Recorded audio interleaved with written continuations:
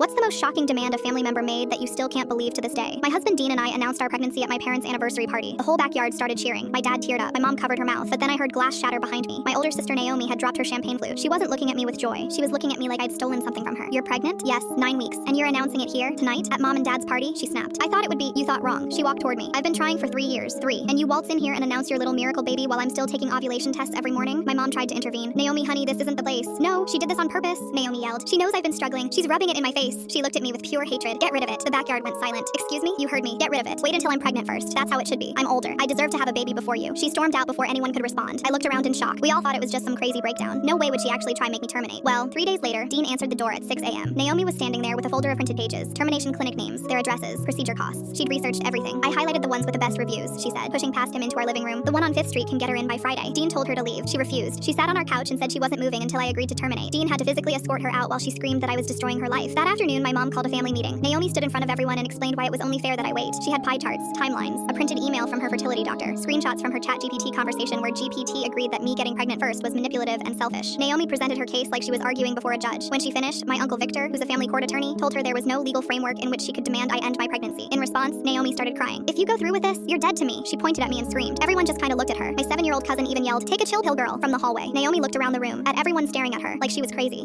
She started stammering. "I'll never speak to any of you again if you let her have this." She sat down on the couch sobbing, literally cradling herself. We all collectively pointed toward the door. She finally looked up. Mascara streamed on her face. "This isn't over," she stormed out. Slammed the door so hard the framed picture of my pregnancy test shattered on the floor. We didn't hear from her for 6 blissful months. But then my baby shower happened. 30 people in my mom's living room. Gifts piled on the table. I was 8 months along. The doorbell rang. My mom answered. Naomi walked right past her. She came in wearing a tight dress that showed off her own pregnant belly. She had a sash across her chest that said, "Mommy to be." The room went dead quiet. "Surprise," she said, spinning around. "I'm due in 10 weeks." She smiled at me, but it wasn't a real smile. She walked over and hugged me. While her arms were around me, she whispered in my ear, "I don't care what I have to do. Mine is going to be born first. I mean it." Then she grabbed a cupcake and left. Everyone was more confused than anything. I spent the next few weeks worried about Naomi showing up and hurting my baby. Dean triple-checked every lock before bed. I even called the police to see if anything could be done. And then, 5 weeks later, I got a call from my mom at 2 a.m. She was hysterical, sobbing so hard she was out of breath. "It's Naomi. Please," she gasped. "Come over right now." Dean drove me to my mom's house. I rushed in, expecting to see Naomi, but she wasn't there, and neither was my dad. Where was my dad? I found my mom crying, sitting against the bedroom wall. What happened? I took her hand. She cried into my shoulder for a few minutes before looking up and explaining everything. Naomi had been rushed to the hospital. Turns out she'd been taking black market labor-inducing drugs, but they weren't working fast enough, so she found someone. A woman she met in a Facebook group who claimed she was a midwife back in Guatemala. Naomi paid her $500 to perform an emergency C-section in her apartment. She was only 30 weeks. The woman used a box cutter. They sterilized it with vodka. There was no anesthesia. Naomi passed out from the pain halfway through. The woman panicked and called 911. When paramedics arrived, there was blood pooling in the hallway. The neighbors said they saw it seeping under her door from the outside. The baby came out gray, went straight into the NICU. Naomi went into surgery, but they couldn't stop the internal bleeding. She flatlined twice. They saved her, but she slipped into a coma. Doctors don't know if she'll wake up. The baby survived. He's in an incubator. And now everyone is battling over what happens to baby Pingus. Oh, and turns out my dad was just in the bathroom taking a crap.